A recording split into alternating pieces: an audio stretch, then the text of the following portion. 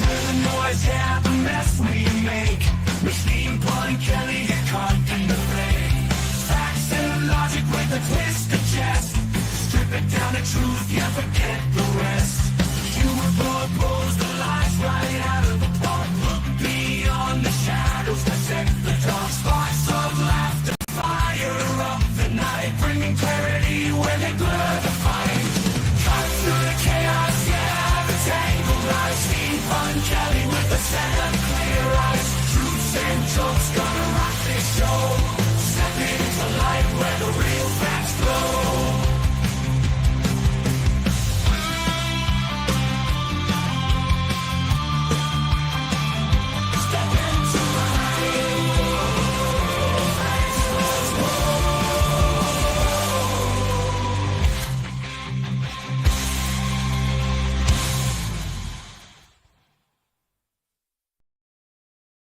Hello, and welcome to the Punch Show, where today I'm being joined by Rebekah Jones, who is a longtime co-follow on both Twitter and Blue Sky, and one of my favorite people to follow. So are you ready to step into the light where the real facts glow, Rebekah? Yeah, sure. Do you like my theme song? Yeah, I was listening to it. I was like, that's pretty entertaining. So now you are I don't know if I should say famous or infamous, perhaps both, because of your stand against Ron DeSantis in the COVID reporting. But that's actually not where your expertise is, right? You're not maybe you've gained some expertise there, but it's not like where your school Where my academic studies were. No. So all of my degrees, I double majored in geography and journalism. And so I study climate change and storms, which we kind of put in this category of paleotempestology, which is really just a churched up word for how hurricane, the frequency, the intensity, and the spatial distribution has changed over the last 18,000 years or so.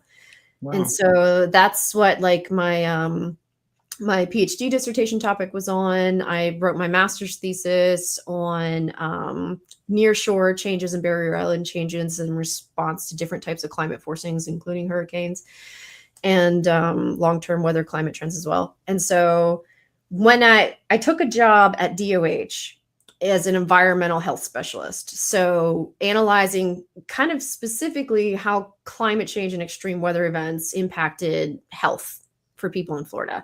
So if you think of like the simplest explanation is always like heat. How does an increase in heat cause, physical stress, mental stress, but also things like contamination and spills, modeling, where if something's released at a point where it's going to contaminate to in case we ever need to evacuate people, all that kind of stuff. About 10 months late after I started, I actually became manager of my office. So I managed all of the state's spatial data and analysis. And it was that role that pushed me into COVID because I was the only person there who had a very robust statistics background and new graphic design and could program. And so that's how I ended up in charge of it. And all those dashboards that everybody saw across the country were all done with GIS. They're spatial tools. What is GIS? Like a programmer? It's geographic information systems and science. And so that's usually just the simplest terms, mapping. Okay. So mapping disease is one part of that. And I'd been doing that my whole time there. We did it with like the Hep A outbreak and, HIV and AIDS and a whole bunch of other stuff. But yeah, so it's tracing things and people over space. Okay. So I'm trying to not get tempted to go down the COVID line. That rabbit hole. Yeah. But I have so many things that I wanted to talk. I would like to talk to you about that. But one thing. So let's start with this question. Well, I talked to a lot of people that sometimes I say, like arguing with MAGAs is like trying to explain there's not right angles and circles. Like their Yeah. their premises are so I strange. know that is a great way to visualize it though. It's like they don't even understand the premise of the conversation they're trying to have, and so it's like, how do you even approach which fallacy to address first? And so I'm gonna just I don't maybe the best way to start off is let's get some of the facts out. And I think this was something you had mentioned on Friday that I thought was really interesting. So what is the difference between climate change and global warming, and why did we start calling it climate change instead of global warming? So yeah, this is interesting. We did touch on this Friday. I don't know if people have the ability to go back and watch what we talked Friday, do they? Yeah, it's okay. on We did talk a bit about this then.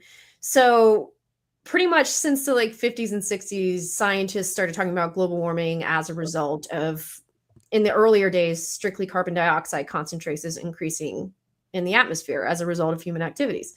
And there was a lot of alarm, especially in the 80s and early 90s, about global warming. I mean, we saw massive deforestation of the rainforest, the entire planet came together in the Montreal Protocol to stop the putting CFCs, chlorofluorocarbons, into the atmosphere because they were eating ozone, which protects the planet. I remember stop using spray deodorant. Is that the kind of? Yes. So it was mainly used in two different things. So any kind of spray dispersant it was used in, and also refrigeration. Okay. And so we basically eliminated CFCs as dispersants in the whole world. Everybody got together and was like, this is bad. The ozone hole is really bad. And this was in 1989. And we're all going to agree to stop using it and monitor the progress. And guess what? We all agreed. We all signed. We all did it. And we helped it. It got better. Just to start, the idea that we can't cooperate on a global scale to solve a global environmental issue we've done it before. And so around the time, the 80s and 90s, where people were incredibly aware about environmental issues, and it was becoming part of conversation in politics.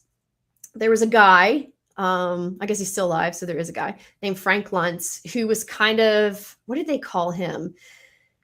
The linguist wizard.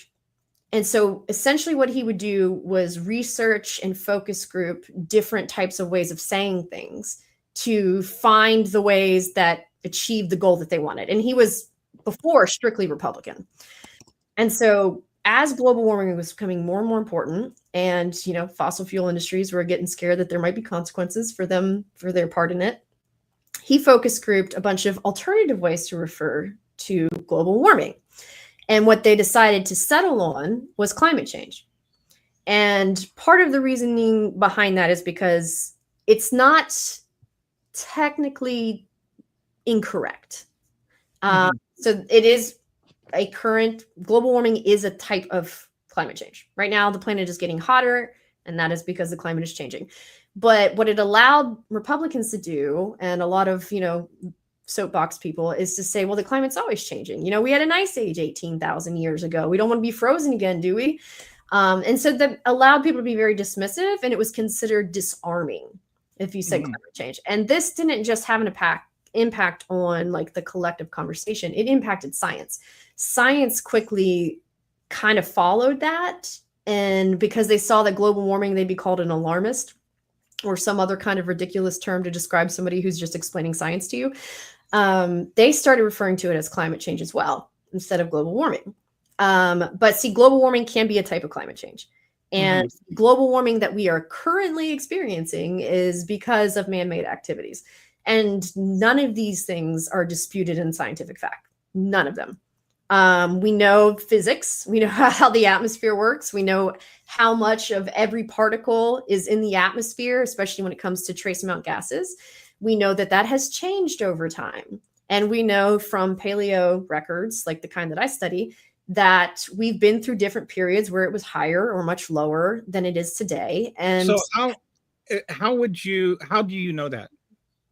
so there Like, are how do you know what the particles were when the dinosaurs walked on the earth? there are a lot of different ways to collect that information. It's, if you want to go back to like the dinosaurs, then you're looking at things like concentrations of, let's say, carbon dioxide or methane gas that are trapped in the fossil record. So my study was the Holocene. So I studied the last 18,000 years. And the most effective ways of studying that are through ice cores, in which air actually gets trapped in, because when snow falls, it takes a long, long time for it to become compressed. And so you can actually extract air that was trapped there 20,000 years ago, and you can put it into a machine that tells you exactly what is in it, what the concentration of everything is. And even pollen we can do that with. Or one of the two other methods are corals, because corals live for a very, very long time, although it can be potentially damaging to do some of that stuff with. Or what I did, which is sedimentation in backbarium marshes.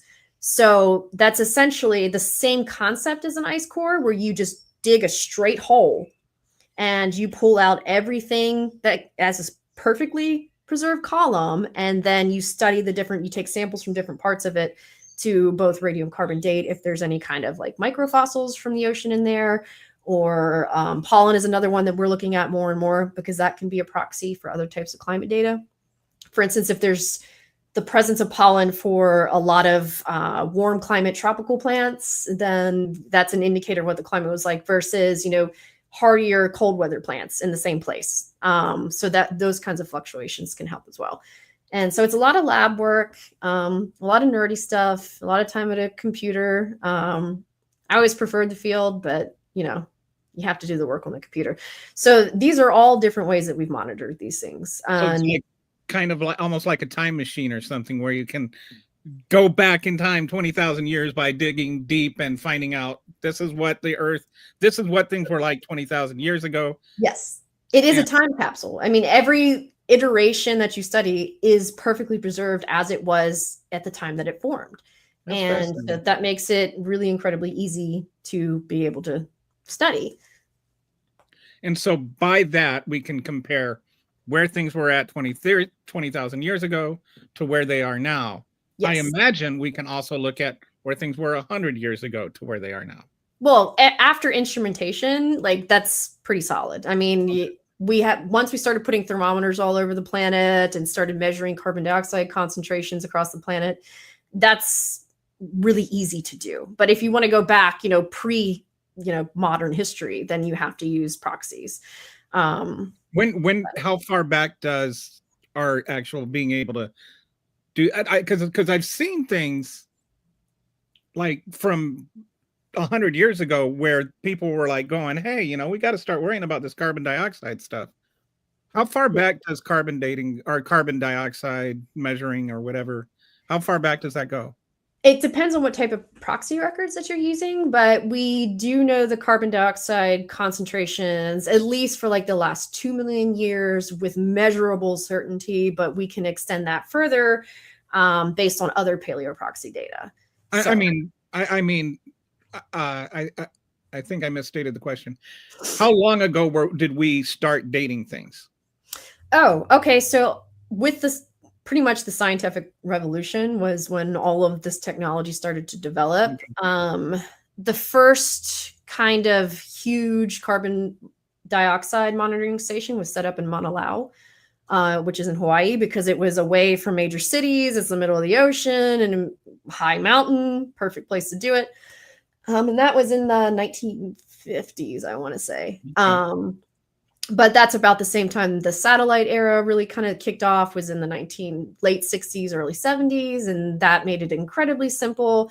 But I mean, as far as like thermometers have been around since the Industrial Revolution, and people take temperatures and would write them down in books. And we still have all those books. Wind speed was something that was regularly measured. You can get ship logs from the 1600s as people were coming over to the Americas that would log the wind direction and wind speed throughout their entire journey. which is one of the ways that we reconstruct hurricane records in the Atlantic before there were any written records here in the United States. That's pretty cool. Yeah, that was a big part of my research. Was the idea for me was I started working in South Louisiana, and as I was working with the tribes, some of the Native American tribes down there, I came close enough personally to these people that they took me out to like some of their more less publicly advertised places. And one of those places was a mass grave that had where they had buried, it was a mound, a temple mound in South Louisiana. They had buried victims from previous hurricanes. And as they were explaining to me how the process was done, I realized that we could do that throughout all of human history. Like human bones could be a proxy for major hurricane events. And unless a hurricane hit a major population center before 1900, there wasn't much record of it, especially in North America, because pretty much every oral history that Native Americans explained to people who came here was just disregarded as being dependable, because they were, well, that's whole white colonialism in North America stuff. But so I was really interested in the interaction specifically between climate change and hurricanes. And so in order to do that, you have to figure out how much of a solid record you have. And so ship logs, anything before like the 1900s is pretty solid. What operating weather stations we had in the United States were also pretty reliable. Historical accounts of, mass death somewhere along the Gulf or East Coast, and then followed by a migration of people is pretty good to get an idea. But if you really want to be able to time it, you have to take sediment cores and find all of the instances. Let's say if it's a marsh, the only time that salt water is ever going to flood out that place, and since we don't have a lot of earthquakes in the Gulf of Mexico that would cause major tsunamis, and that's certainly not like a 30-foot tsunami, down there, but you find all of those markers, and then you can radiocarbon date the microfossils that are trapped in them, which would have been living things at the time, to get a really close period of time for when a major hurricane event happened. And you can do that across the whole Gulf Coast and start to recreate a storm profile. So if we did, let's say, Mobile, Alabama, Biloxi, Mississippi, and Pensacola, Florida, and we see the same signature, like major overwash event at all three of those, we know that a major hurricane hit that area. And depending on how far out we see it, can tell us how big it was and how intense it was. And that's also true for how far inland you see it. So reconstructing the hurricane record and then comparing that against climate data to figure out, okay, well, when it was, 3 degrees cooler on average Fahrenheit, we saw fewer hurricanes in the Northeast, or, they were less intense and less frequent, versus when it was warmer, when carbon dioxide was higher in the historical period, we see more of these types of storms in these places, because we know that storms, or hurricanes specifically, are driven by oceanic and atmospheric processes. So that can also help the depth of the body of climatological research. So yeah, it's I got a little technical on that. I think I was able to keep up with most of it. I knew what all the words meant. I just don't know what they all meant together. So we can look back over time and we can see, like, to put it really simply, we didn't have as many hurricanes 400 years ago as we do now. Yes. So that's the idea, is to ask that question. What did hurricane activity look like throughout the last 20,000 years? Because we had cool periods as well. We had what we called the Little Ice Age, which was a regional cooling period that did affect the North Atlantic. And then, we had warm periods that, even if they were short-lived, led to things like the hurricane that destroyed the Spanish Armada, and so it's, there's differing periods, and trying to actually come up with an equation that can quantify the sensitivity of these systems to those changes is really important. So one of the things that climate change deniers like to say is they just cite that. They just say the climate has always changed. This is just normal. How do you know it's not normal? How do you know that this is man-made and it is causing more change than just your typical change. Right. So, because we have all this wonderful data that scientists have spent their entire lives trying to collect and study and are now being fired everywhere to establish, we can extend those records even back because there are some things that control Earth's climate that people can't impact. And so that would be what we call like the Milankovitch cycles. So one of those gives us the seasons, which is the Milankovitch cycles? Yes. Okay, I'm sorry. That sounds like a really cool, like. I love it. I love Milankovitch. I'm like, as soon as I heard it, I was like, you know what? I forget a lot of like stuff that's named after people, but Milankovitch is going to stick. That sounds like it should be like an MCU trilogy or something. Yeah, Milankovitch. One is the seasons, which isn't necessarily globally climate control, and that oscillates because the tilt of the Earth changes every 23,500 years, which is why it's 23.5 degrees. It's first of all, math is beautiful and everything is math, and so everything is beautiful. It all makes sense if you just know. The other one is wobble, which is precession. So our planet doesn't just like spin straight as it's moving around. It actually also kind of wobbles like a top that's losing speed. And that has its own very easily detectable cycle as well. The shape of our orbit changes. And it's not, how they say, oh, it's not a perfect circle. It's more like, an egg shape. That changes as well. So it will become more round, which can mean that in periods when it used to be summer, we're closer to the sun instead of away. Because one of the things that people don't realize is that most of the northern hemisphere is land versus most of the southern hemisphere is water. And when it's our summer, we're tilted toward the sun, but we're the furthest away that we can be. And so if we had our summer closest to the planet, that we could be in the northern hemisphere because land heats up easier with less energy than water, then our summers would be, the difference between our summers and winter would be much more extreme than what it is in the northern hemisphere. Is that because water is water takes more energy to heat and to cool than land does.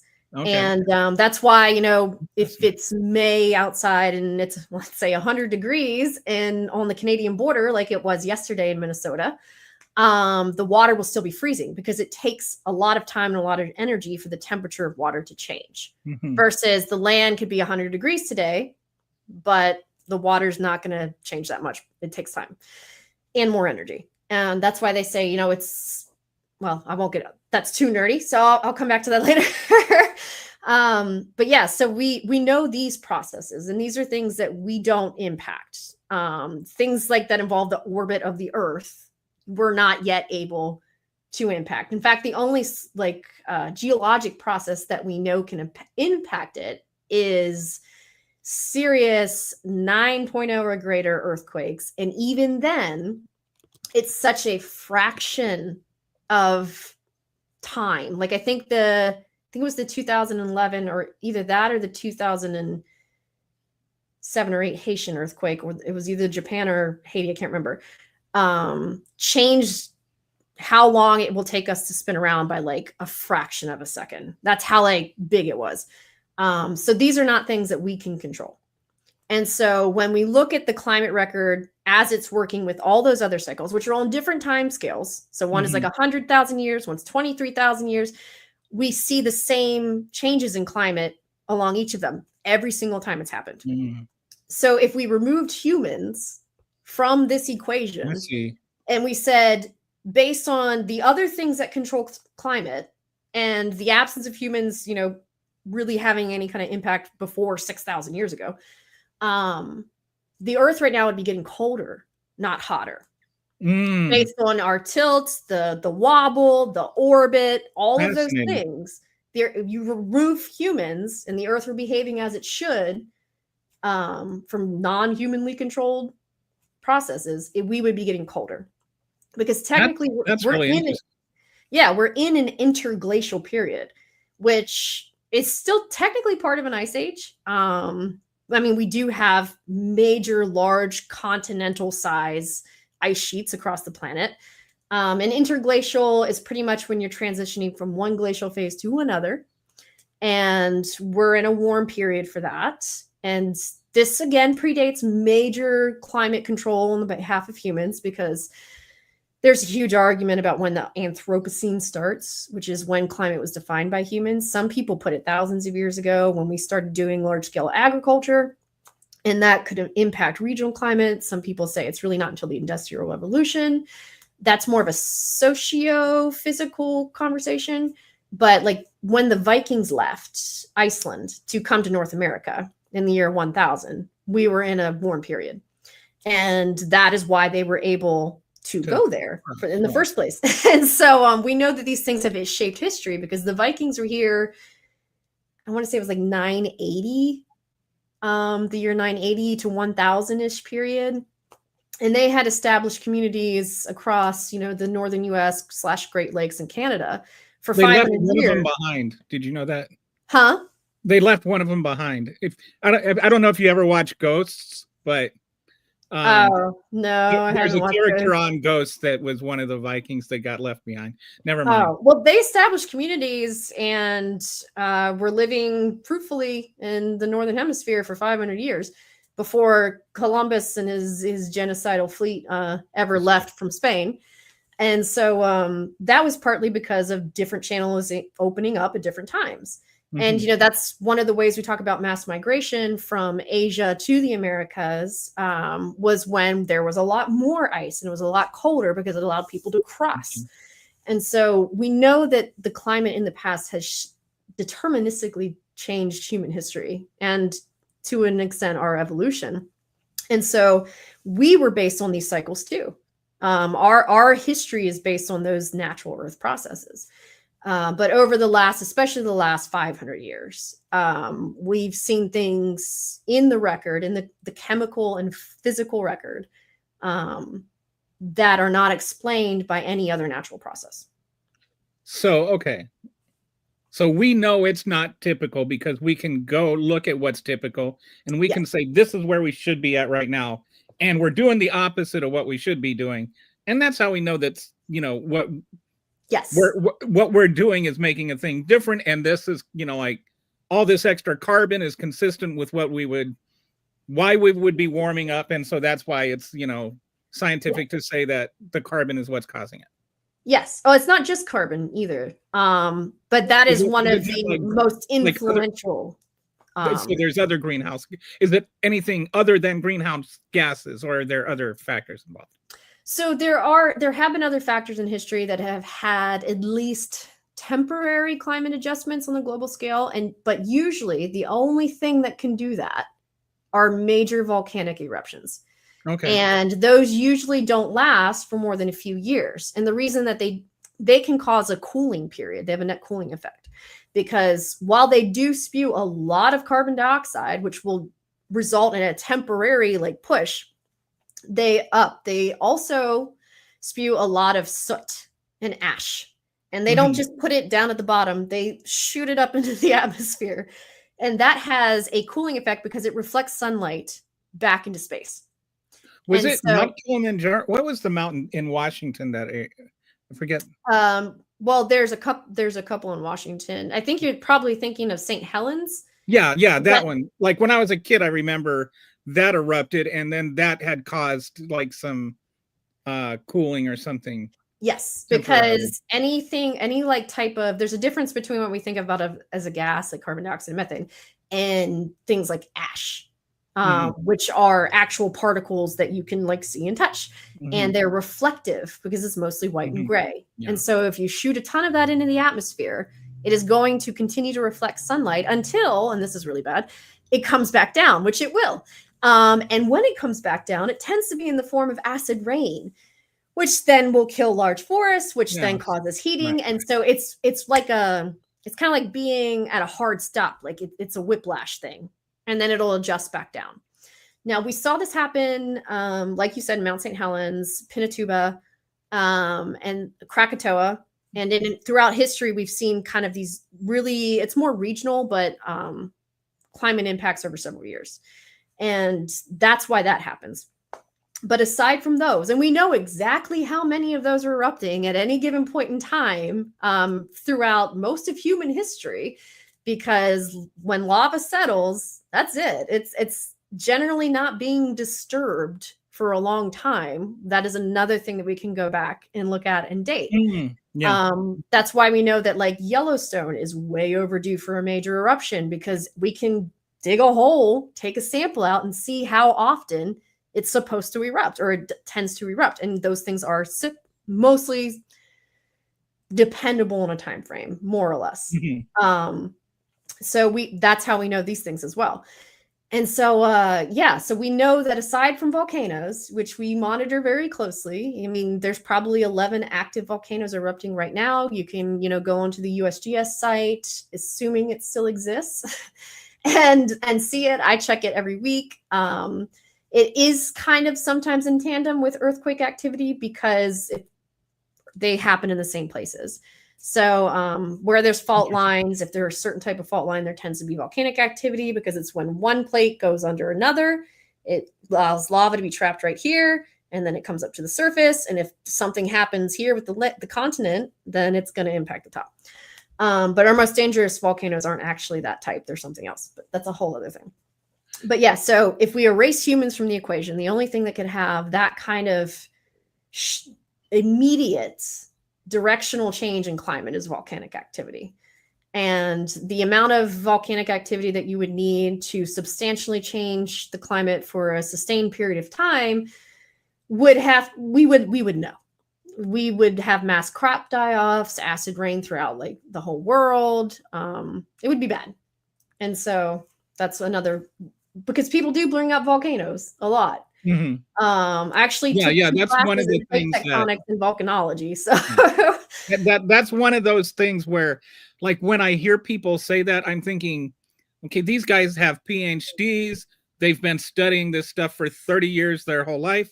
Don't you think that they would have thought, gee, volcanoes? Like, I mean, like if you think that you're just going to, like, off the top of your head, think of something that people we haven't thought of. Not, I mean, it's just, anyway.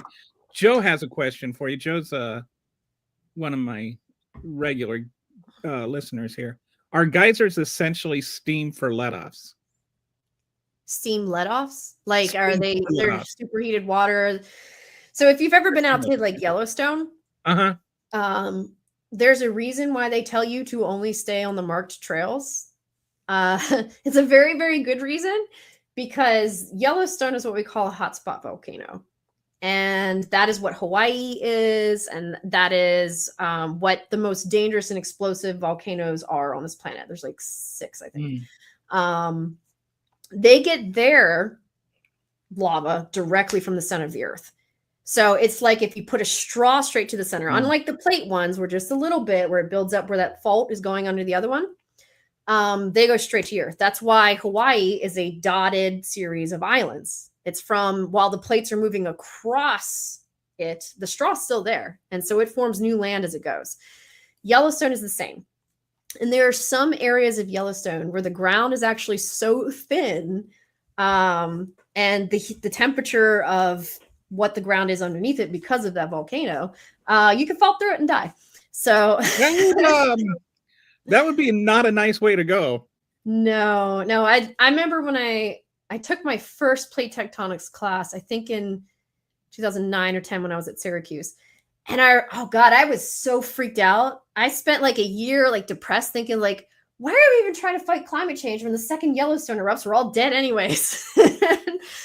And my tectonics professor was like, this might be true, but there could be a couple 100,000 more years before that happens. So you might as well try to like make us last a little longer. But yeah, so it superheats everything around it. That's why you'll see all these hot springs that sometimes are too hot and people don't realize how hot they are. People have died out there thinking that they can just do it. I like to think of the movie had the James Bond guy in it, Dante's Peak.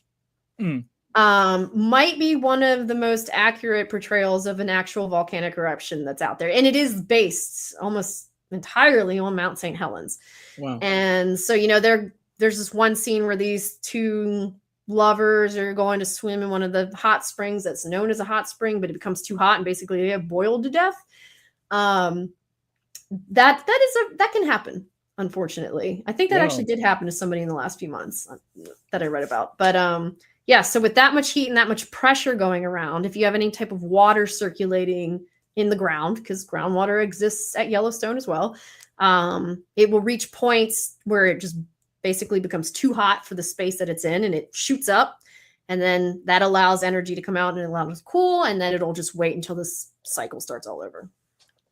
So I had my next question for you. I actually had this one planned, and before I even knew about like your specialty being in hurricanes, because I think that will be very relevant to this. I'm going to show you a video clip of what I think is one of the greatest YouTube clips of all time, and then I'll let you respond to that. All right.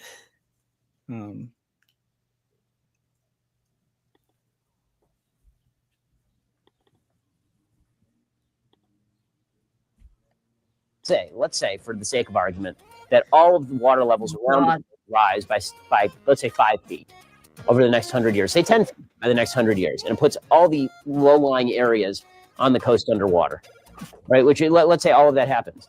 You think that people aren't going to just sell their homes and move?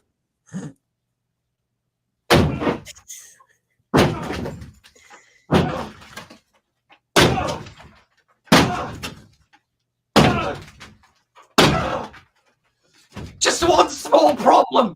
Sell their houses to who, Ben? Fucking Aquaman! Oh boy. Isn't that a classic? But yeah, I actually only recently discovered, and like in the last year, what Ben Shapiro actually sounds like, because I had avoided like anything involving him. I was actually talking about me. It was the first time I ever heard his voice. And I was like, wait, this is the guy that they think is some like alpha man? He sounds like a whiny little bitch. I was like, I'm just sorry. If you, I don't like. I have a more masculine voice than Ben Shapiro. Did you ever have a record player? No. Okay, so like when I was a kid, we still had record players, and there was a thing you would do. You would take like a 33 record and you would play it at 45 speed. And so like the pitch would go up and they would talk really, it would be really fast. That's what Ben Shapiro sounds like. He sounds like a 33 record being played at 45 speed. Yeah, it blew my mind. I was like, this guy? Really? But so about the people just selling their houses and moving, I would love an example of where that's happened. Because if you look at every floodplain like prone area, very few people will ever get the fuck up and leave. And I mean, I grew up on the Mississippi Gulf Coast, and I have family in New Orleans. And even after Katrina, people who could afford to go back did. I also worked with repetitive loss data from the National Flood Insurance Program and would see houses that had been 8 to 10 times flooded with payoffs. These people aren't leaving. And yes, of course, the big point is sell it to who? Most of the times what happens is, especially in the case of New Orleans, is that people could not afford to restore everything that they lost. And so they moved to Houston or Alexandria or Baton Rouge and had to sell their houses. And then large neighborhoods were basically turned into manufacturing facilities. And so they just raised everything and created more shipyards and docks and stuff like that. Well, I think my question is, like Ben's argument was sort of this kind of diminished view of what climate change means, where it's just, oh, the ocean just goes up a few inches, like it's just, you just move a block away and you're fine.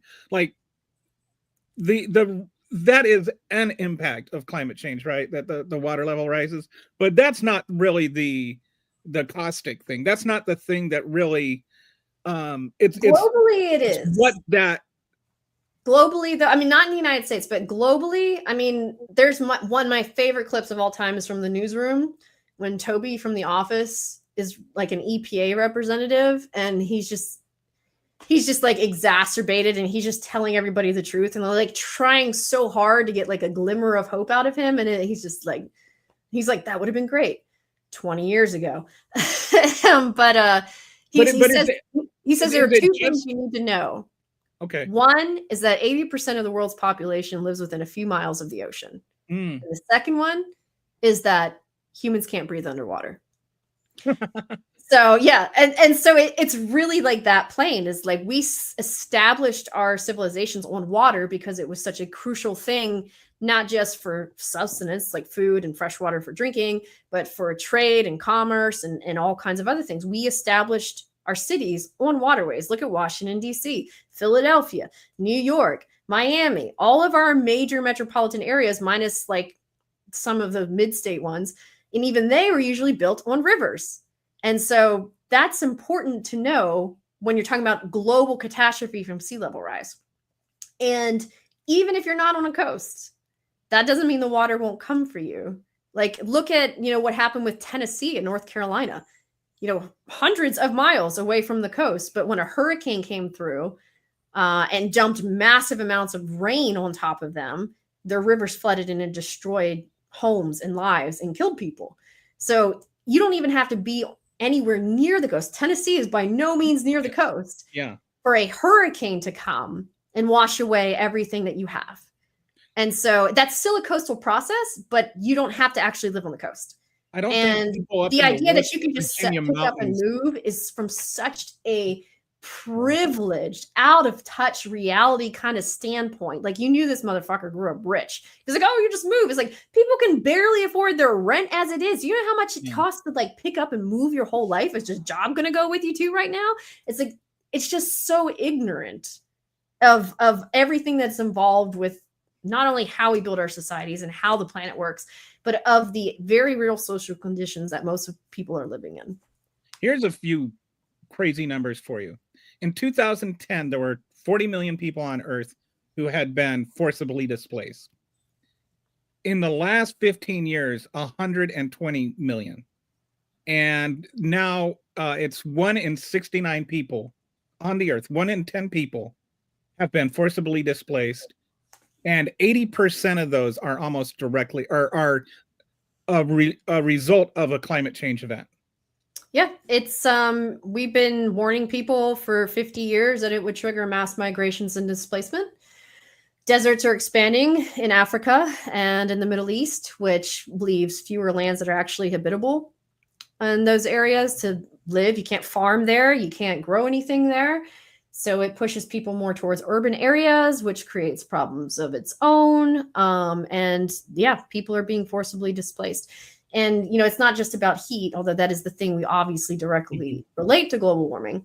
There are periods of time now, because we've disrupted natural atmospheric systems, where you'll have Texas freeze over, or you'll have snow in Florida, and not just like a little flurries like that would happen when I lived there, but substantial snow like in South Florida, which creates problems for cities and states that don't have any capacity to deal with something like that.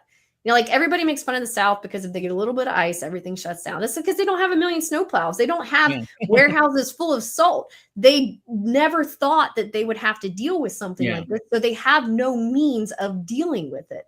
I lived half my life in Minnesota, North Dakota, Illinois.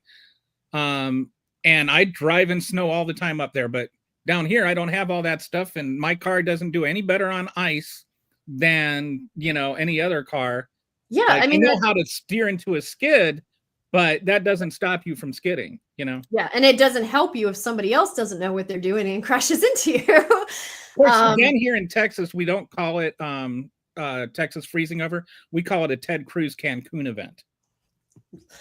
God, that should have just buried him. You know what? So many things that these people do should have just destroyed them by now. And because their own people will rally, no matter how evil they are, they just keep surviving. As long as you're not a baby killer, Yeah. But I went to school at Syracuse because I grew up in the Deep South and I hated it. And was like, I'm going up north and I'm never coming back. So I happened to pick one of the coldest fucking places in the country. I did get a full scholarship there, so that had a little bit of sway in it. But they had the largest snowplow in the world at their airport.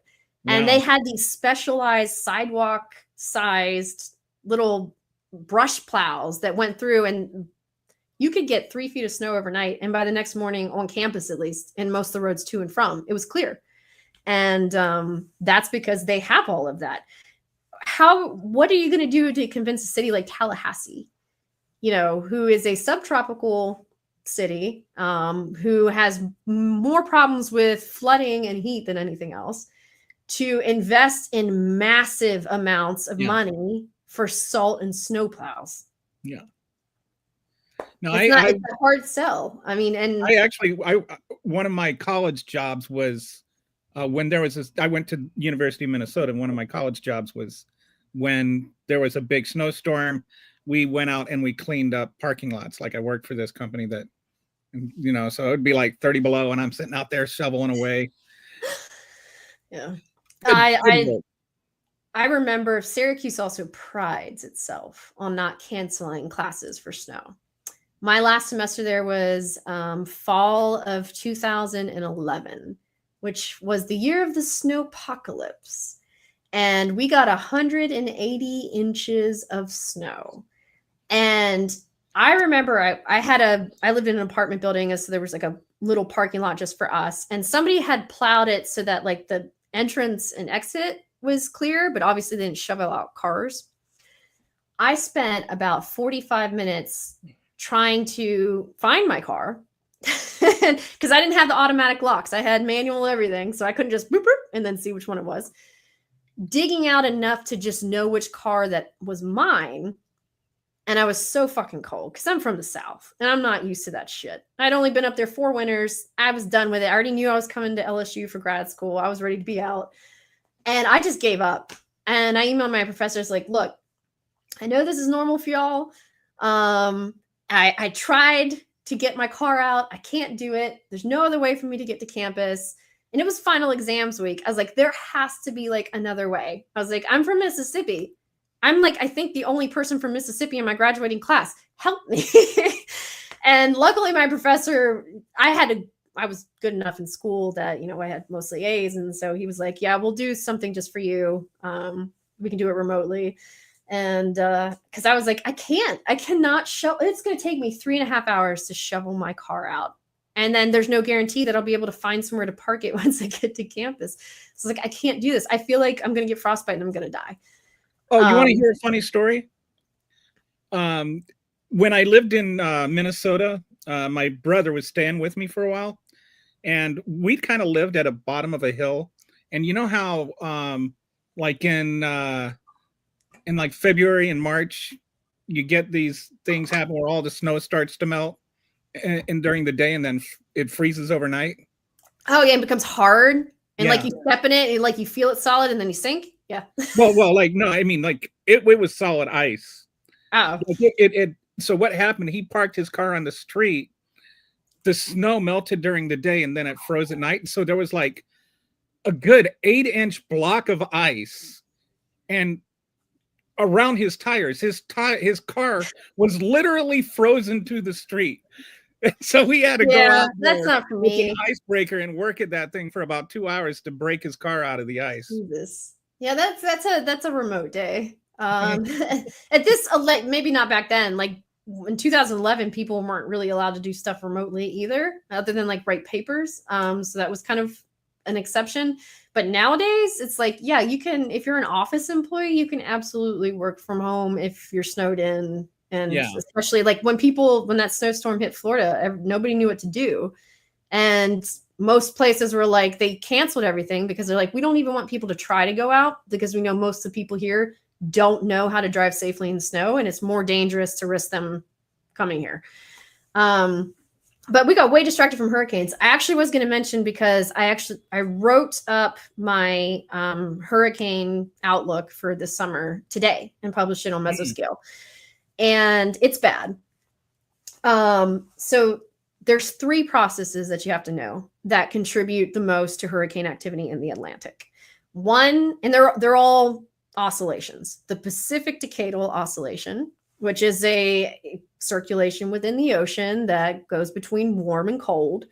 The Atlantic Multidecadal Oscillation, which is the same thing, just in the Atlantic, and it tends to have where it is for longer periods of time than the Pacific. And then El Nino. which almost everybody has heard of, which is something that happens in the Pacific Ocean right off the western coast of South America, where upwelling and warm and cold water fluctuate back and forth. And El Nino can be anywhere from like a couple months to a couple years versus the Pacific, which is a decade or longer, versus the Atlantic, which is multiple decades. And how come there's so many more hurricanes in the Atlantic than I don't like hear of hurricanes in the Pacific. Not saying they don't happen, but like you never hear about like California getting hit by a hurricane. Okay, so California has had one decent hurricane ever, and it was like a couple years. It's within the last few years. But that's because of a whole bunch of other stuff, trade winds, Coriolis effect. But the Pacific Ocean basin gets some of the worst hurricanes on record. I think Typhoon Haiyan, I think I'm saying that right, is still, if not the first and the second most powerful hurricane or cyclone ever recorded. And they do get a lot of hurricanes, but they move west and then north, which is, if you think about the Atlantic, exactly what they do in the Atlantic. They all move west. Is there a reason for that? Like, is it a wind thing, or why do they go west? So there are westerlies. Those are winds that are moving westward at a different latitudes away from the equator. So like basically there's not a lot of weather right at the equator because it's where that split goes. But near the equator, westerlies will push all the weather that forms in the tropics west. And so when they start off the coast of Africa, they come west to North America. When they start in the Pacific, they go west towards Asia or Australia if they're in the southern hemisphere. The other thing to know is that weather operates in the opposite direction in the northern hemisphere and the southern hemisphere. So while hurricanes, which are tropical, will be pushed by those westerlies because they're synoptic, which means very large scale systems, will be pushed west until they get to a certain latitude and then they curve north. Weather in the northern hemisphere, the smaller stuff, fronts, storms, just like your day-to-day, moves from west to east. And so like if you're ever looking at a map and you see a big storm, is it on the west side of you or the east side? Because if it's on the east, you're fine. If it's on the west, it's coming to you. And so that's why when you see fronts, they're always moving across from west to east. But we have different types of things that push hurricanes. So you have the Coriolis effect, you have westerlies, you have a whole bunch of other things that are driving at a much higher altitude in the atmosphere than what happens near the surface. Mesoscale, which is what my newsletter is called, is between the microscale and the synoptic. And so you're getting the reason I named it that is because you're able to see the whole picture, but you're still focusing on the little things that drive in between. It's kind of this obscure place between like a thunderstorm and a hurricane, you know? And so I like to look at that kind of way that small things impact big areas. Okay. But yeah, so that's why they come up that way. And the outlook for the season is not good. So we have those three systems, all operating on different timescales, Enzo being the least predictable of them all. There are people who have spent their entire lives trying to just slightly improve our ability to model Enzo because it has such an impact on global weather. And right now, there are a whole bunch of combinations. If you say one is positive, then the other two are negative. One is positive, then one of the other two is positive, negative, and so on. We are in the second worst combination for that this summer. We're currently in a neutral Enzo phase, which you've probably heard people say La Nina is the worst for the Atlantic. That is true. So that's when the Pacific is cold, and it means that there's less wind shear coming across the tropics to the east. And wind shear basically cuts the clouds off of hurricanes and diminishes their ability to form and strengthen. So when we have La Nina, that shear is not there. And so it allows mega storms like Katrina and other things to be able to form and make landfall. Well, at least we haven't gotten rid of FEMA or anything. So I was going to say, I talked about that a bit. So we're in a neutral phase with a positive AMO and a negative PDO, which next to that same combination of Pacific and Atlantic is the second worst. The only one that's worse is if we be in a La Nina. And so we're looking at 17 named storms. I think they said either 4 or 5 major hurricanes this year. And we can't forget that last year was a bad season for North America.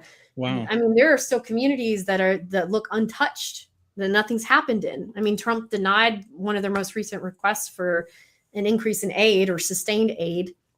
And unlike last year, 1/3 of FEMA employees have been fired since January. 1/3. We're talking about like 2,000 people, full-time employees, have been fired from FEMA. And they're not the only one. We also have NOAA. They are canceling programs left and right. They have an annual conference. This year was in New Orleans. NOAA's the one that does the weather prediction and stuff, right? Yes. So the National Weather Service is part of NOAA. NOAA stands for the National Oceanic and Atmospheric Administration. And so hurricanes, National Weather Service, National Hurricane Center, that's all under NOAA. So they have an annual hurricane conference each year. This year was in New Orleans, where first responders and, planners and state agencies will all come and kind of go over like what the latest tools and technology and science is to help, them make decisions when there's a Category 5 hurricane, a day away. And they had to cancel whole parts of it because FEMA put a ban on employees traveling if it wasn't for deployment. Wow. So they can't go. They're not funded to go to training sessions. They're not funded to go to conferences. They're not funded to, do specialized like technology preparation.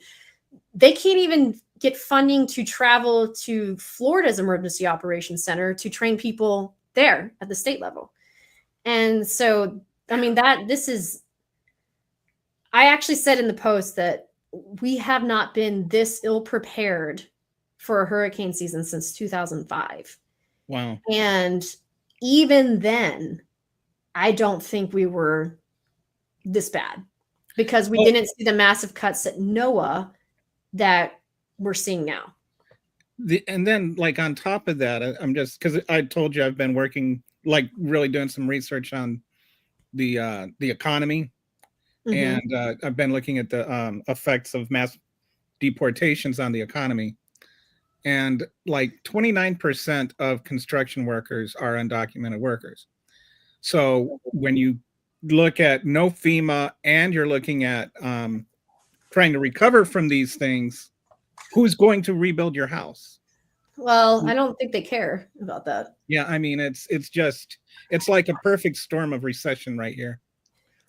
Yeah, and I'm a millennial, so we've been through some of the first major recession that I went through was in 2008. Mm-hmm. I started college in 2007. And my dad had worked what Occupy Wall Street. There's like a lot of millennials. Their whole we're the best generation. Like all of the stats are coming out where we are the generation that is most immune to disinformation and misinformation, especially about elections. We have stayed far more and actually becoming more liberal as we get older, which is an opposition to pretty much every generation before us since the World War I generation. And I think that's, we lived through a 20-year war, mm-hmm. With Iraq and Afghanistan that was wholly unjustified. And that has made us far less war hawkish. Like we don't want an international conflict. We went through Katrina. We've gone through mass shootings. I mean, the first major mass shooting was Columbine when, the oldest millennials were in high school. Mm-hmm. And then Virginia Tech happened my senior year of high school. And, so we had these huge school ones, just not targeting children. That is a whole other level of fucked up that once Newtown happened, I said to my husband, I went and picked up our son from school or from daycare early that day. And I looked at him and I was like, if they don't do something now, they never will. I said it to him right then and there. I was like, if this isn't enough, nothing ever will be. And here we are. When was that? 2012? 13 years later, nothing's changed. Yeah, nothing. Now we have them more often, and we just, it trends on Twitter. Part of life.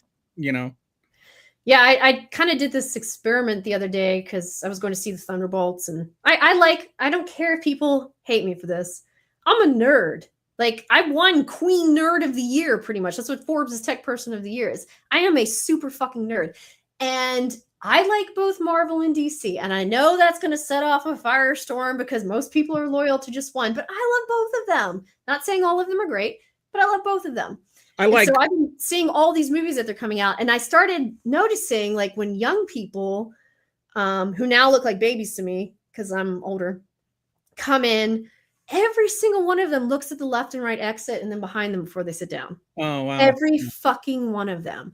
And I was like, they're thinking about just in case. They're making a just in case plan into every fucking room they walk into. Like, how insane is it to live like that? It's nuts.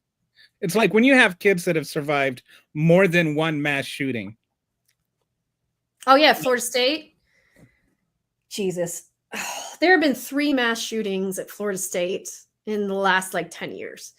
Or last 8 years even, I think. I went back to Florida for the first time since like last August to give a speech last month or March now. And I had been there for like a couple of hours when I got the alert about the Florida State thing, which is insane because the first one was a shooting in the library, which was next to my building to the right. This one was in the Union, which was next to my building to the left. And my building was closed off as a potential crime scene, the one that I taught in and went to classes in and all that stuff. And I was thinking, this is insane. One university has had 3 of these things. The other one wasn't technically on campus, but it was a student who shot up a yoga studio near campus and killed a professor and a student. You know how most of those little places that are around campus and in any campus culture are pretty much all frequented by students. All just an extension of the campus. Yeah. And that was right next to like my apartment building. And so I was like, there have been 3 mass shootings that have devastated Florida State since like I decided to go there. And that's insane. That is absolutely insane. Not to mention their whole history with Ted Bundy, which most people I had never heard of until I actually went there. But yeah, Ted Bundy lived there for a while and killed a whole bunch of people in a sorority house. And that actually ended up being how he got caught because he was like fleeing. And then somebody from like Santa Rosa County caught him on his way out on I-10. But they have a pretty fucked up history. But it's not just them either. I remember there was a shooting at Virginia Tech like the year after the first one. Yeah. And at LSU, there have been 2 incidents of armed people on campus. One was a sniper who shot at stuff but didn't shoot anybody. And I guess they talked him down. But I was on campus the night that happened, and my building was across from the Union. And that's like, he was in the parking lot next to a building next to the Union. I was like, I can't fucking leave work. It's like, I can't leave work because some crazy person up on a roof might shoot me. Like, this is fucking crazy. But, and that's the millennial side of it. Like for Gen Z, I can't even, like the kids that went through Newtown are like going to college and stuff and growing up, and the kids from Parkland who were at Florida State, like I can't even, that is, it makes sense why they always check everywhere they go. I have to admit, I did that for a little while after what happened in Aurora, because I was there for opening night of the Dark Night, the last one. What was it called? Is it The Dark Knight Rises? Yes. So it's the one with Tom Hardy. And I'm, again, big DC nerd, had my tickets advanced. You know, that was, I don't think theater I went to had reserved seating, so I had to go to the line and wait all night. And I saw that movie in the middle of the night at the midnight premiere. And I got home and I heard about the shooting. And then I saw that one of my friends from Syracuse was shot in it. Whoa. And that was the first time I had like known somebody who was shot in a mass shooting. And now he's not the only one. And yeah, his name's Stephen Bartlett, and I wrote a whole story about him and everything. Wow. But we played Quidditch together at Syracuse. Again, super nerd. And he was a Rhodes Scholar. He had his Rhodes Scholarship. He was going to go, to Europe the next year for grad school. So he was killed? No, he was not killed. Oh, him and his friend from Harvard were bicycling across the country as like this thing that they wanted to do together because they've been best friends their whole lives. And had a friend also from Syracuse and Aurora who was like, hey, I got tickets to the premiere. It was a big movie. Do you guys want to come? And just kind of like at the last second, they're like, yeah, we'll stay in Aurora. So they're almost to the Pacific. and see this movie. Their friend died. And thank God the gun jammed on James Holmes's AR-15, because if he would have been shot with that, he'd be killed. But after he got off 60, 70 rounds, the gun jammed and he switched to a shotgun. And that's what shot my friend. He got shot in the face, in the neck, in the chest, in the arm, the shoulder. I'll never forget my conversation with him about it, about how it, they had no idea what was going on. They thought it was just part, fans at the midnight premiere being like over the top and stuff. And it was the first opening scene of that movie is like a bank robbery scene. There's lots of gunfire, and he just felt burning. And he said to me, I kind of like fell over my seat, and I felt warm all over my hands because he was holding his face together. And he said, and I remember just thinking to myself, no, not like this, not like this. And he lay down there until it like stopped. And this was all over in like 2 minutes. And that's the scariest part. The whole thing started and finished in 2 minutes. And when it was finally quiet and they heard like police outside, he decided to get up and walk out. And he said, I didn't realize how bad it was, my injuries were, until I walked outside and people were looking at me like I was a zombie, because so much of his face and his neck and his chest had been blown off. He's still good looking, to his benefit. He was good looking before. He's got scars, but he's still a very good looking man, brilliant man. But yeah, I remember and then Sandy Hook happened just a couple months after that, like 5 months after. And he's from Sandy Hook. Oh no. And and that fueled the conspiracy theorists, because they're like, look at this guy was in Aurora and then he was in Sandy Hook. Like, he's from there. He's always been from there. Like, I knew he was from there when we played Quidditch. It's like, this is really shitty for him, and you're using him as a conspiracy. I was like, this is terrible. Like, I'm glad Alex Jones got what he deserved. Well, he's got out there making money though. So this actually draws an interesting parallel to climate change, because you talked about Sandy Brook was like, if we don't do something now, we never will. Katrina Have was we already crossed that point with climate change? Have we? Katrina. When Hurricane Katrina hit and everything afterwards happened, I mean, it was a failure of so many systems. So many people had to fail for that to be as bad as it was. You're talking about engineering failures. You're talking about funding failures to fix the engineering failures. Everybody knew the levees weren't good. I realized a lot of people have never been to New Orleans or never been to that part of New Orleans, because you see around the French Quarter these huge earthen levees, and you think, oh yeah, that looks pretty secure. It's a concrete wall about this thick. That was what was holding the river back. This thick. I could literally wrap my hand around it. That was it. That was it. Wow. And we always knew it was going to be a problem. I had 2 aunts that lived in New Orleans. One lived in Jefferson and one lived in St. Bernard. St. Bernard's a little nicer. It's up on not St. Bernard. Jefferson's a little nicer. It's a little wealthier, a little higher elevation. Her house was flooded, but not like to the roof. But my other aunt, who lived in St. Bernard, which is near where like the lower 9th Ward is, she died in her house. And so, it's not evenly distributed, but it was not something that couldn't be predicted. We knew. There are literally interviews from people during the evacuation saying, like, if we get too much water, the city's gone. It's underwater. And then you had FEMA's failure with Brownie doing a heck of a job, which is that and Kanye West's only great moment that I'll cede to him, saying that George Bush doesn't care about Black people on live TV in front of, who was that? Seth Meyers. Seth Meyers like, but and then you had the response failure and the social failures, like the failure to evacuate people beforehand. You got all those city buses that were now underwater, and the failure to get people out once they realized what was happening. And then there were even worse things that happened during that process. And of course, being from there, I was there for like the first 3 or 4 days afterwards until we ran out of water. And then we just packed everybody in the car and we drove up to Pennsylvania to see my relatives. And so I was like absorbing all of it.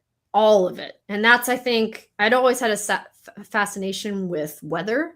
But then I realized that I wanted to understand why that happened the way that it did. And I want to do whatever I can to prevent that from ever happening again. And everything from my life after that was about that. And I remember they had a bus of elderly people that they had evacuated from the Superdome, and it exploded because of some issue with like an oxygen tank. And you're thinking, oh my God, these people were almost to Houston. They were almost out. They had gone through this miserable like week in the Superdome where it was like 115 degrees inside with no medical they were almost gone, and it blew up and killed them. And so it's just for climate change, like, and you know, like there's always this with the I don't know, point of no return or whatever kind of predictions, like, you know, we need to have the tipping point. The tipping point, that's the word. We crossed it already. And is there anything we can do now, or are we just screwed? We cannot make it worse. So when I said that, you know, all of these different systems operate on these different timescales, the ocean is locked in to about 2,000 years of rising because of the processes that have already happened. And let's say even if we cut emissions, we're not going to be able to stop what's happening with the ocean. Now we don't have to keep doing what we're doing and make the ocean rise for another 10,000 years. But the ocean is the one thing that we've probably killed. And I don't think yet people understand the ramifications of what happens when everything dies in the ocean. That's actually part of the reason I was so excited to start my new job, is because I get to travel to all of these very important protected parts of the ocean. I'm going to Costa Rica. I'm going to Tanzania and Kenya, to Saudi Arabia, to Indonesia. I mean, I'm going all the Maldives, which I'm really excited about. Look at you, jet setter. Yeah. So I'm going to all these places, and the UN's program is funding like these academies for local people to train on how to protect coral reefs. Because if the corals die, then the ocean dies, and that will devastate the whole planet. And so I'm going to go there, and we're bringing a film crew, and we're going to be talking about what they're doing, the you know, cutting edge science and like the human perspective of all these places, because people really don't understand how fragile our ocean is and how integral it is to like the success of humanity. And so for people who study ocean science, we've already passed that. For people who focus on glaciology, it was probably when Larsen C collapsed back in 2001 or 2014. One of them was 11, one was 14. Larsen C was not supposed to collapse for hundreds of years. Oh. And we had Larsen B came apart the year that The Day After Tomorrow came out, which we all thought was ironic because the first scene of the movie is him drilling for an ice core for climate data, and Larsen B collapses. But Larsen C was supposed to be stable, and it became an iceberg. Wow. And once you increase the circumference area and that surface area of something, it's going to melt very quicker. And so for the iceologists, glaciologists, we're already there.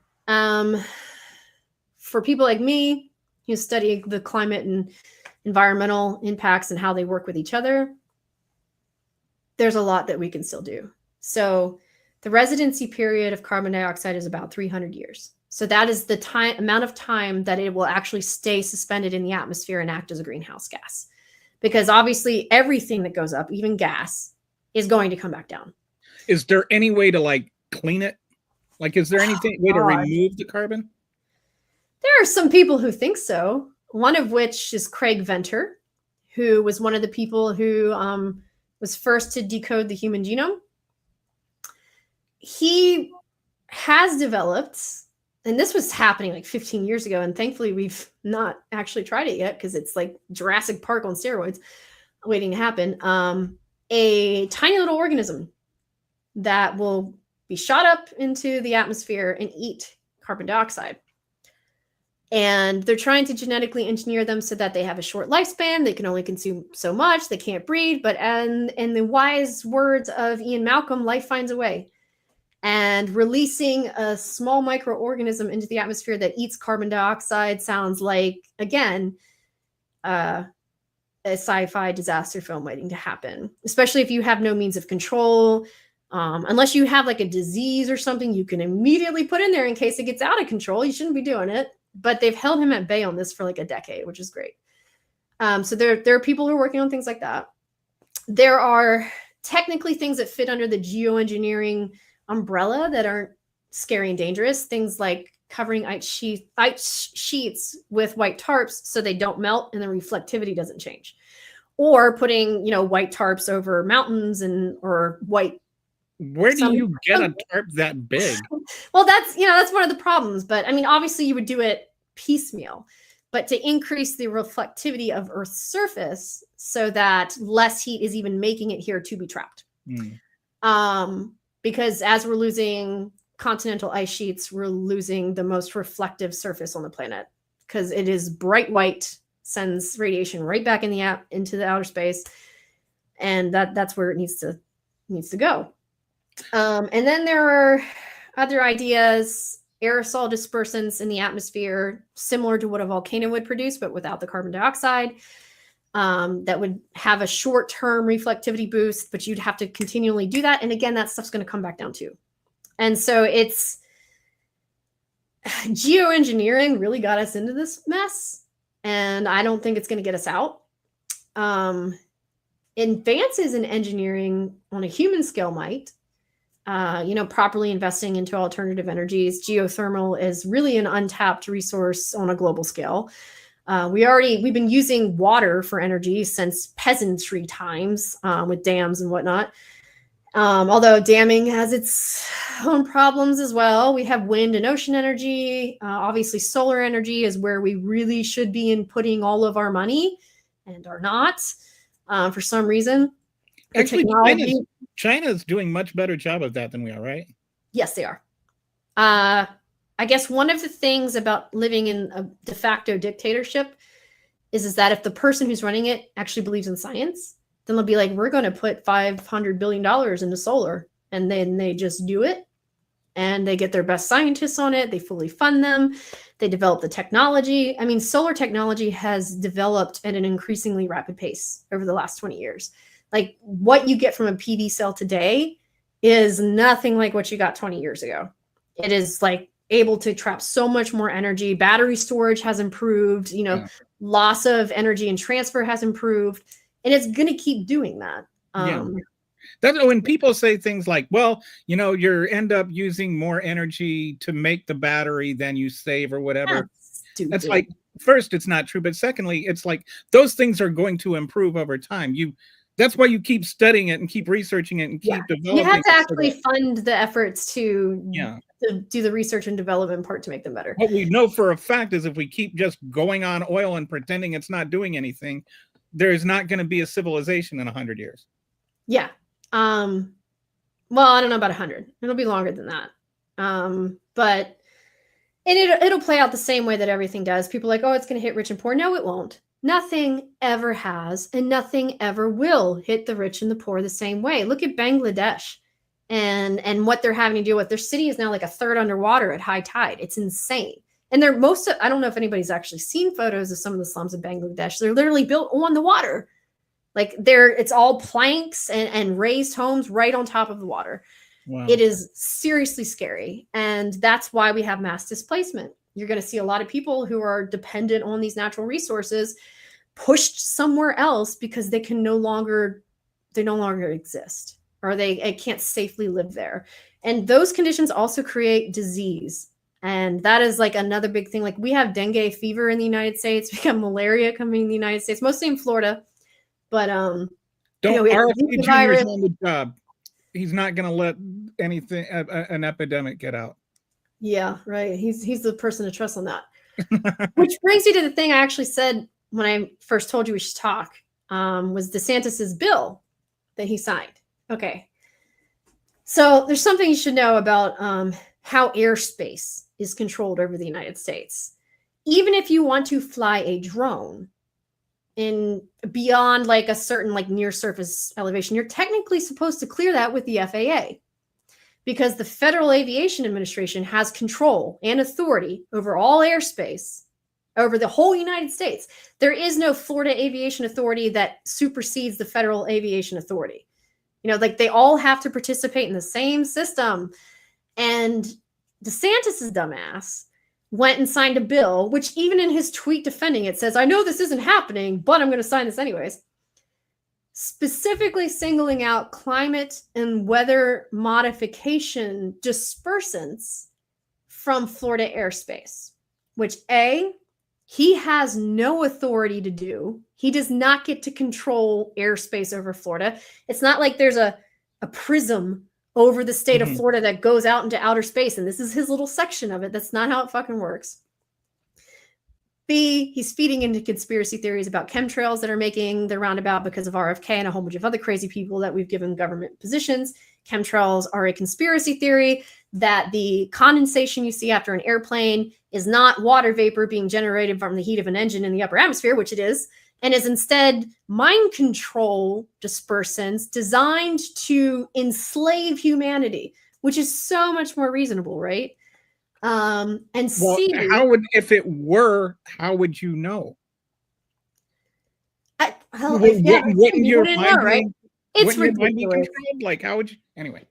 Yeah, it's like if you burn jet fuel in the atmosphere where water vapor is present, it will cause condensation, and that is what you see. I'm making a joke because if your mind is controlled, You like, wouldn't if be able it's to being fight mind it. controlled, No. then your mind Well, would I be mean, controlled. but this is along the same line of things that he's done with other things recently, like banning fluoride. Yeah. He banned fluoride, which the only justification for that is rooted in a conspiracy theory that fluoride is a mind control device or chemical put to control the masses, which is fucking insane. It's insane. He was like, we're not putting in fluoride without anybody's consent. I was like, what do you think? Do you think people didn't know? Did you think that we were doing this without consent all these years? No, we were doing it because all of the science says that you should do it. That's why. But so is Ron DeSantis, you know, some of these people, you're like, how can you be that stupid? But Ron DeSantis, Ted Cruz, they're not stupid, but they know they're selling to stupid people. Do you like? I mean, didn't DeSantis isn't like Ted Cruz? I wouldn't lower Ted Cruz to his level. What's that? I would not lower Ted Cruz to DeSantis's level. DeSantis's team was behind the push to get Pete Hegseth to resign because he wanted that position. Donald Trump hates Ron DeSantis. Their beef is so beefy that that's not going to just fix itself. When you have two completely narcissistic men, where one believes he's God, Trump, and the other one believes he's ordained by God, which is DeSantis, they're never going to get along. They never did get along. And that has been like DeSantis kind of run his first campaign trying to be Trump Jr. Yes and no. So he ran against Trump and he trash-mouthed Trump the whole time that he was running, but they didn't like each other before that. No, when he was running for governor back in 2018. Kind of. I mean, he made this primary ad that, like, I remember him like building a wall with his son and with his kid, the blocks and stuff, which was very on brand for the whole trolling the libs thing. It was clearly meant to troll people. Like we really need a wall between Florida and Mexico. Yeah. There's still a lot of debate about that election in Florida in 2018, but without getting into that stuff, yeah, he used to be, but there is a fundamental difference in philosophy between MAGA and Trump and the neo-MAGA people like DeSantis. Like, so when you think of Trump, Matt Gaetz, Steve Bannon, the whole group of them, what is the one thing they want more than everything? To get rid of government. They want it out of the way. They're canceling programs. They're firing people. They're eliminating barriers. The difference between that and neo-MAGA, so your DeSantis type people, is that DeSantis wants to make the government bigger. He wants to concentrate the power and make it total and force people to do what he wants. That's what he did in Florida. He basically stripped local municipalities of all their decision-making capabilities, especially with COVID, and consolidated power, created his own state military force, and started dictating even to school boards who were locally elected what they could and could not do. And he made it the government bigger, and he took complete control over it. Wow. That is such a fundamentally different philosophy in governing that they're really on different planes. They may play to the same crowd, but you're talking about two different approaches to government. Matt Gaetz, Donald Trump, all they want to do is get rid of government. Get rid of this, get rid of that, stop that. DeSantis would make the EPA bigger and then somehow weaponize it to hurt people. He would make, the Department of Justice bigger and use it to go after people like trans people. That's what he would do. I think I would mostly agree with you, but I would say that Trump really just has no interest in governing. Trump just wants to tell people use the office to milk the taxpayers for all their he's just trying to turn it into a cash machine.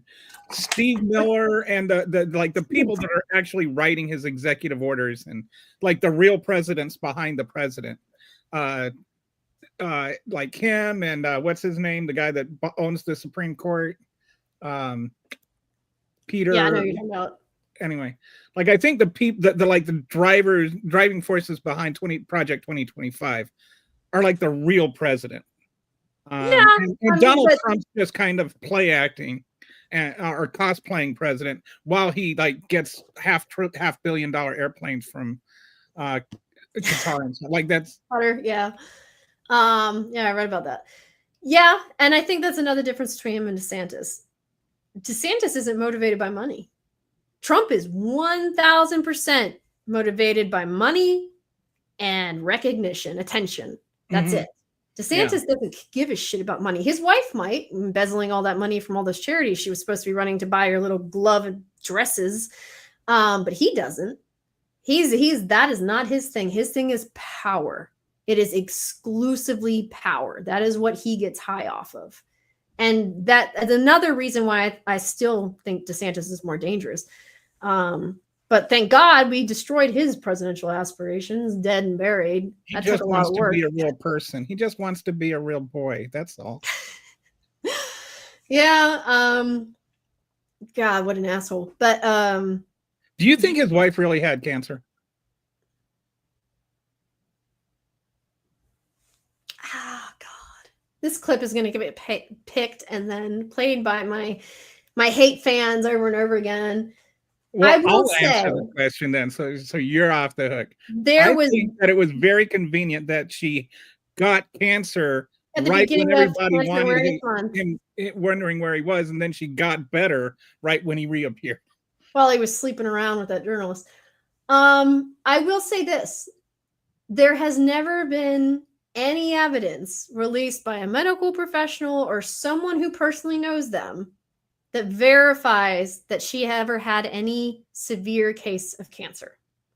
Now, given her age and everything else, a lot of women will develop cancerous cells along, the lining. I was like 20 and that was a risk for me, which requires minimal surgery and recovery. We're talking about like a couple days to a week, and if that, and that's it. And I think like most things with them, maybe something like that happened, or maybe they caught something really, really early. It was certainly not the stage 4 chemo requiring bullshit that they spun. It was not that. That doesn't mean that nothing happened and that there wasn't something there. But like everything else with DeSantis, they'll take something that is slightly true and make it into this huge, explosive thing that is completely departed and divorced from reality. How dare you question him? He's just being a good husband. He's taking care of his wife, and you're attacking. And it's like just he picked up his kids from school one time. I mean, goodness gracious. He once picked up his own children from school. Well, that's something that Trump has never done. Maybe true. He picked up Richie Rich from school once. Just in my defense, in case people want to get upset and think I'm being, insensitive to cancer patients or whatever. I had a tumor in my right lung when I was 29. I had my right lung removed. I am very familiar with, suffering from cancer and knowing, and which is why I feel like if you're faking something like that and minimizing the experience that people have had it, then it's kind of disgusting. Yeah, and I'm not saying it wasn't scary and that there wasn't something there. It's just never been verified by any other source ever. And it just also happens to be politically convenient for him. Yeah, he announced it himself on the first day of, I think it was Breast Cancer Awareness Month, without his wife even there, which felt like... Oh, and then he was like dragging her around, right, to events.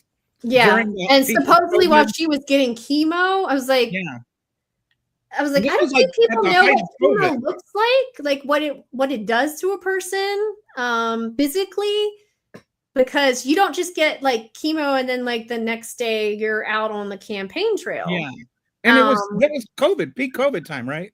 Yeah, and COVID, and she wasn't even wearing a mask.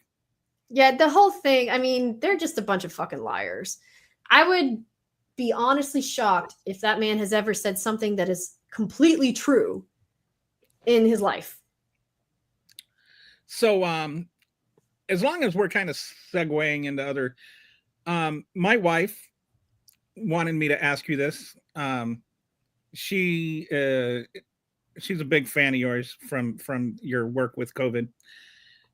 What are your thoughts on long COVID? And do you think that we, as just both under Biden and Trump, have kind of not given it the attention it deserves? What do you think? I got a lot of shit for this during Biden's administration. And I was having this conversation with a bunch of my friends the other day too. And I said, and I think I said this last Friday, I was like, show me one difference in policy between Donald Trump and Joe Biden on COVID. Other than the FAA stuff, which got shut down, he left it up to states. That's what Biden did. That's what Trump did. They both let it up to states to handle it. States like Florida, who were interested in doing anything but handling it. They wouldn't even acknowledge how many people were getting sick. And that is a critical mistake. I mean, states like Mississippi, which I think has, to this day, might have the highest per capita deaths of any state. And that's where my whole family lives there. My sister's a nurse there. Her husband almost died. And that's a horrible, why even lead the federal government if you're not going to lead them to do the things that you said? And then they had that show during the inauguration where they didn't allow people to wear masks. They actually told them they had to take them off because they wanted to create this illusion that COVID was over. Huh? I didn't know that. Yeah. They were ordered to take them off. And because they wanted people to think that they had beaten COVID, even though they hadn't. And in fact, 2021 was like round 2 of mass death. And especially like for Florida. And it was the Delta wave was the deadliest wave of the pandemic. And so it's crazy that there's so little daylight between Trump's and Biden's policies on this. And it didn't really even feel like they were putting in the fight. And meanwhile, when Delta was over and you had all these other kind of things popping up and fizzling out, there was almost no investment in studying long COVID. And I'm sure now there's none. I mean, Trump's whatever he's doing, I'm sure it's not good. I know a lot of people on Twitter just kind of like, they laugh if you say long COVID, like it's not a real thing. Oh, the academic research on this is devastating. The impacts it has to multiple systems in your body. And because we're only like a few years from when this first started, we can't really say, obviously what's going to happen in 20 years, but we can tell the difference between how healthy a person is with, let's say, their lungs who never had it versus somebody who did. And because we have all medical science here, say like how much that's aged you or what kind of damage that's caused.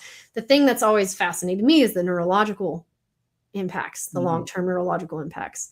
Like some of the new research is finding out that vision is being like destroyed by long COVID. And I'm probably one of those people because I never needed any help with my eyesight ever until like 2 years ago after I got COVID really bad, like the 3rd time. And I can't see anything now without glasses or contacts. And for someone my age, early 30s, to go from perfect vision to can't see shit in like 2 years without any other like life things happening, like I didn't get hit in the head or anything like that, is crazy. And I got so sick though. The first time I got COVID, I almost died. I spent the first like few days, I went to jail. That's when they arrested me, and tested positive at the jail. And then after I was released, I went to a hotel room and under a fake name and fell down at some point and woke up like 18 hours later on the floor and covered in vomit, with my lawyer ringing my phone like, I am going to break down the door, put a bag over your head and sneak you away to a secret medical facility if you don't answer me. I could have just slipped away. Like, that's how bad it was. Probably because I was in jail and I was under an intense amount of stress, and the jail didn't give me anything but Tylenol. They gave me 2 Tylenol. You were arrested for like telling people the truth or something? No, they raided my house on suspicion of hacking, is what they said. Oh, okay. They didn't have a warrant when they showed up, but by the time they left, they gave it to me. Like, I remember reading the article about it and kind of and they didn't actually charge me with hacking. What they charged me with, under the many pages of bullshit, was having documents in my possession that I was not authorized to have, which were sent to me while I was working there, because I just put everything on my drive. Like, everything is backed up, and it was like a contact roster. And Miami Herald looked into it, and they're like, I'm allowed. The Miami Herald reporter was like, I can ask for this through a public records request. It's all public information. And like, you could say, I want the state employees who work on first response and their office numbers. That was it. And that's all public information. It doesn't matter. They gave up on that. They dismissed it completely last year, 4 years almost after everything happened. Yeah, that was pretty wild. Yeah, but on paper, like, it never happened. The weirdest thing about it was they expunged it. The state expunged it themselves. Normally you have to like pay money to like go through this long process, and you have to like ask a judge to do it. And it depends on like how long afterwards it is and a whole bunch of other things to get something expunged. They did it and didn't even tell my lawyers they did it. We didn't realize it until sounds like they were covering their ass. Yeah. We were like, what the fuck happened? We went to go look up the case information for something else because DOH screwed up disclosing something in that case, and it was gone. It was just gone. Wow. So yeah, it's like it never happened. Yay. So you agree with my wife and with me that long COVID needs a lot more research, right? Yes. And I think that Biden wanted to be separated from COVID because that was Trump's disaster. And he needed to look like, since he ran on it, that he fixed it. And he didn't. It ran its course, and now it's going to be something that's a part of American and global life, just as the 1918 influenza, the remnants of that come back every year. And that's mostly what we see when we get influenza every year. They too, you should really read, Barry had it somewhere near me recently because I was looking through it. Hold on one sec. You know what? I might have let somebody borrow it. There's a book called The Great Influenza, written by a professor from Tulane that I had read as part of one of my disease tracking classes as an undergrad. And it's like we did everything in that book. Like, all of it's a cautionary tale of like what not to do when a pandemic happens. And we did all the things. And it was just, it's like we don't learn. No, I do like remember during the pandemic going back, because I'm a history major and history fascinates me. So I went back and looked at how we responded to the Spanish flu, and was like struck with, boy, how much of this stuff could be just like written today. The same thing about like not wanting to wear masks, and then hanging garlic from your kitchen window because you thought that would catch it. Like, if they had ivermectin back then, I'm sure they would. That was the 19 equivalent of ivermectin. Yeah. These completely they call them snake oil salesmen because they would sell snake oil and say they had all these like remedies for it. That's the equivalent of ivermectin for back in the day, or hydroxychloroquine, which killed people. They gave it to people and it killed people. But we're not allowed to even talk about that. But it's really it's a red book, so it should be with my red books, but it's not. It's a color red book or a book you have read, or both? No, red books. I used to be better about color coordinating my bookshelf, which I was told makes me a psychopath, but I've read them all. I know what all of the bindings look like, so it's easier for me. You didn't see what I did there? A red book. No, red as in the color red. No, but I'm making a pun. Yeah, I know you're the pun guy. I get it. I think I let somebody borrow it, but at any rate, yeah, I mean, there was the rush to normalize things after the first wave. People felt trapped in their houses. They wanted to get back out. They wanted to start doing things again, and people did. And then came, boom, the second wave, and it's just the whole thing was like, it is literally a how not to, and we basically use it as the guide for how to respond. Which is, do you think there's going to be another major disease outbreak during? Of course there will be. I don't know when or which one, but for a lot of parts of the world, there have been. I mean, if you look at the Ebola outbreaks that happened over the last few years, Zika kind of came out of nowhere and just devastated Central America and parts of North and South America. And that had immediate, profound impacts, especially on pregnant women and their children. Yeah, I mean, we have, as the tropics expand and climates become warmer, we'll see resurgences of things like West Nile and other types of mosquito-borne illnesses, especially.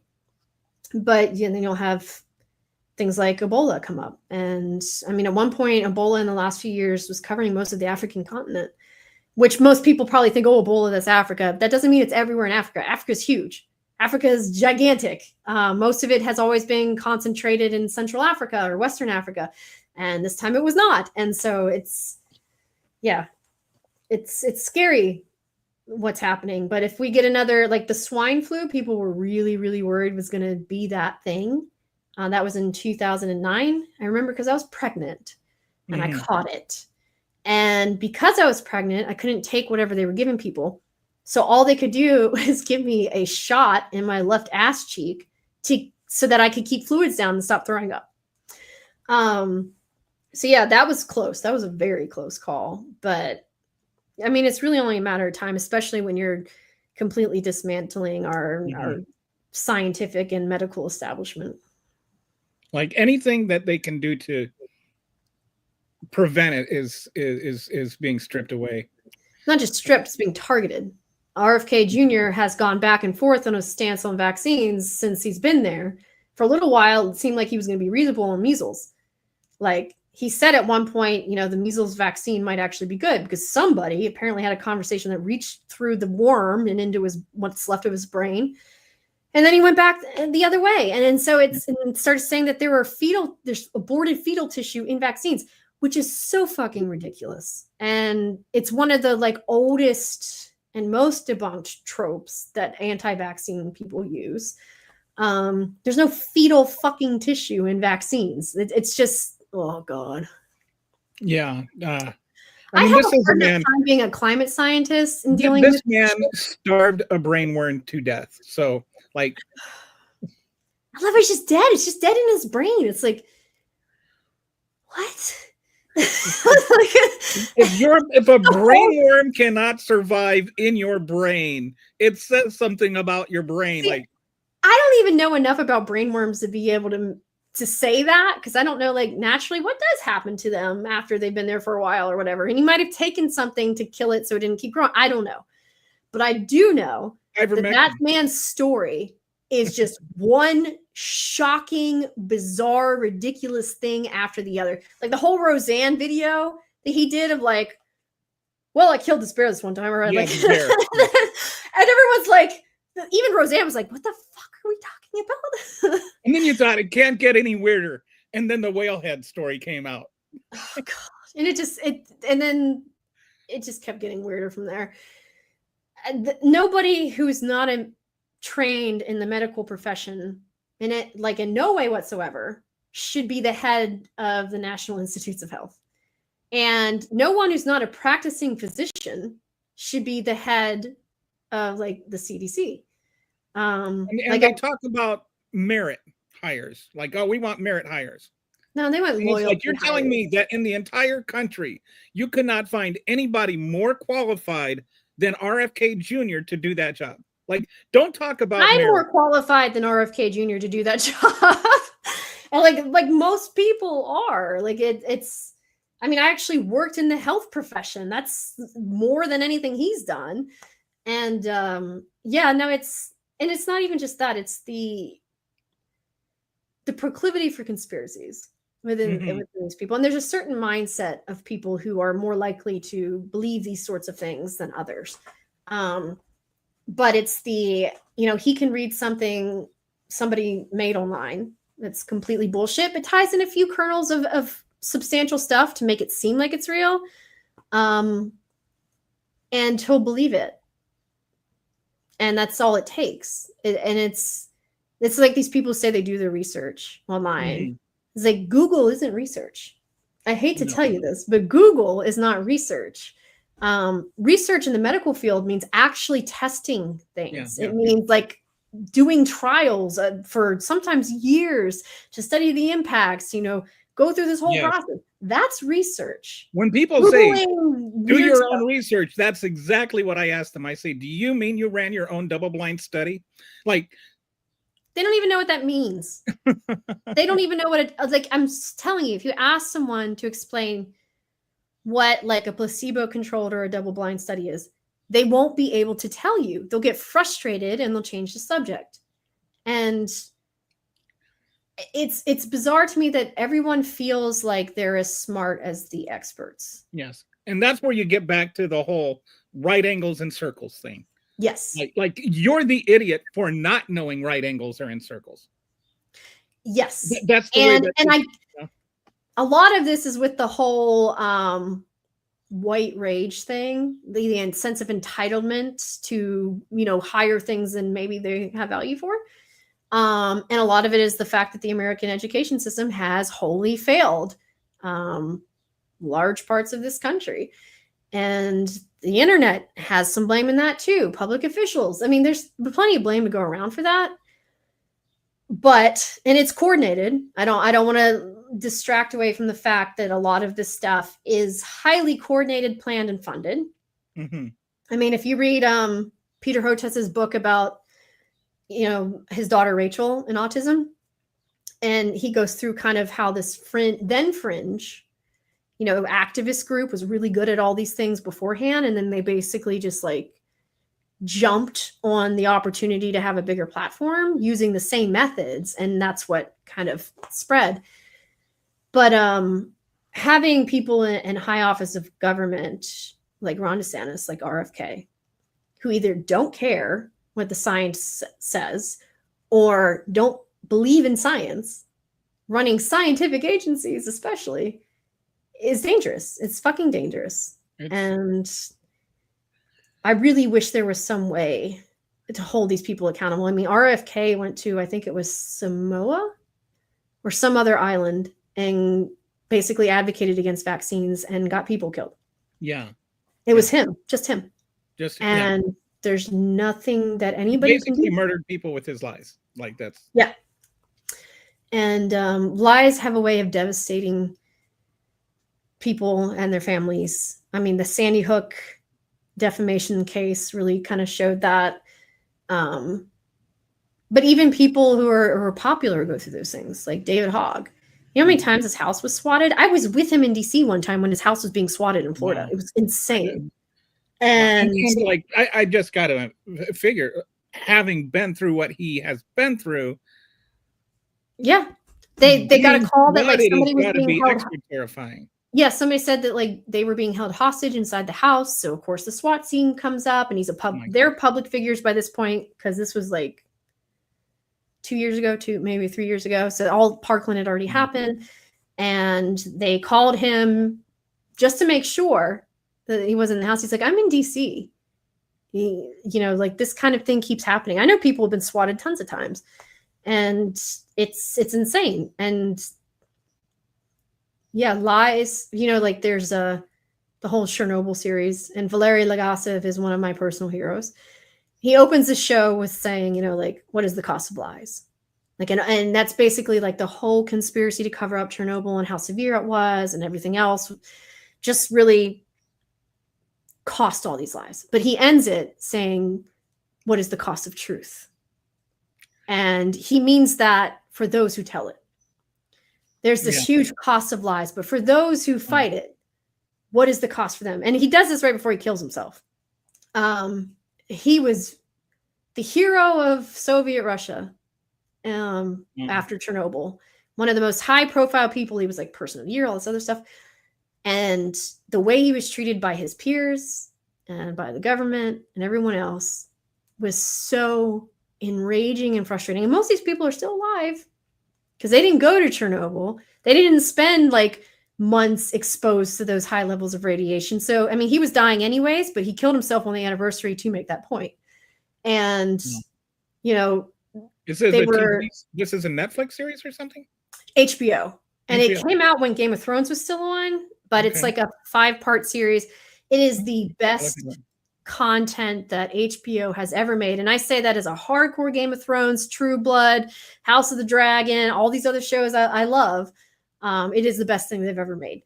And they don't Penguin really go. Better win some awards. I don't know if you watched Penguin. I have not. I heard it's really good though.